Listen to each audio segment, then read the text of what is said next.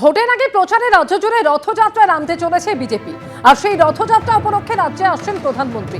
কোচবিহারে থাকবেন তিনি এবং সেই রথযাত্রা যা শেষ হবে ব্রিগেডের জনসভায়। ভোটের প্রচারে ফের রাজ্য জুড়ে রথযাত্রায় নামতে চলেছে বিজেপি নেতৃত্ব।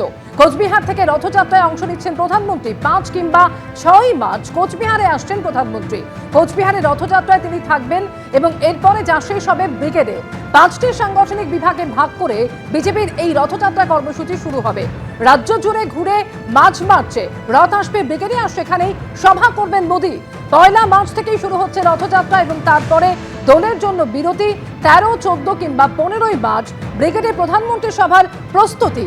কোচবিহার, আমতা, ইসলামপুর, তারাপীঠ, রায়দিঘি 5টি রথ ঘুরবে রাজ্য জুড়ে এবং তা শেষ হবে ব্রিগেডে।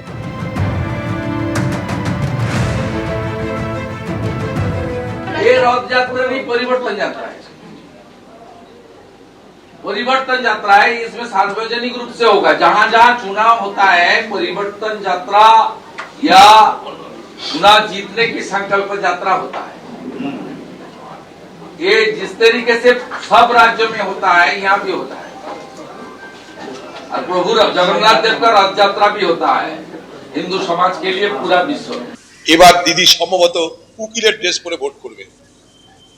ওই যে সুপ্রিম কোর্টে গেছিলেন উকিলের ড্রেস পরে, আমার ধারণা এবার উকিলের ড্রেস পরে দিদি ভোট করবে। সেগুলো ভোটের নানা রকম তালিকা।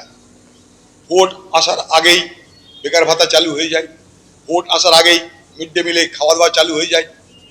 যেমন বিজেপি তার মতো করে প্রচারে নামবে, হিন্দু সব এক হও, দিদি তার মতো প্রচারে নেমে বলবে সব হিন্দু এক হয়েও না, আমিও হিন্দু আছি, আমি মোদির থেকে কম বড় হিন্দু নই, মন্দির মন্দির করছি, শিব মন্দির করছি, দুর্গা মন্দির করছি, মহাকাল মন্দির করছি। এই ভোট হবে। বাকি বাংলার কি হলো, বাংলার কি হবে, মানুষের মধ্যে সেই ধারণাটাকে ধুমিল করে দেওয়া হবে। সেই ধারণাটাকে মানুষের মনের মধ্যে থেকে দুর্বল করে দেওয়ার চেষ্টা হবে। বিজেপির এই রথযাত্রাটা হচ্ছে বিজেপির বিদায় যাত্রা।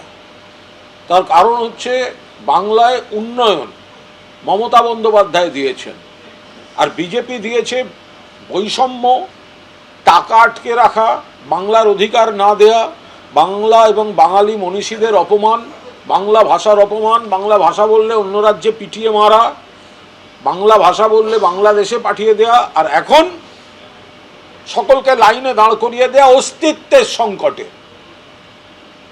মানুষের জীবনের যুদ্ধে পাশে নেই বিজেপি, এরা বাংলার বিরোধী।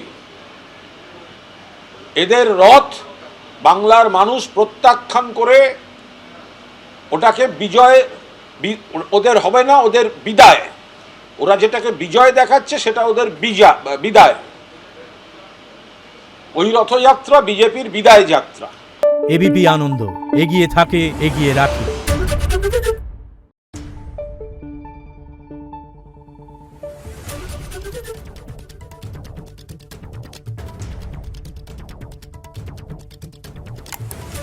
Thank you.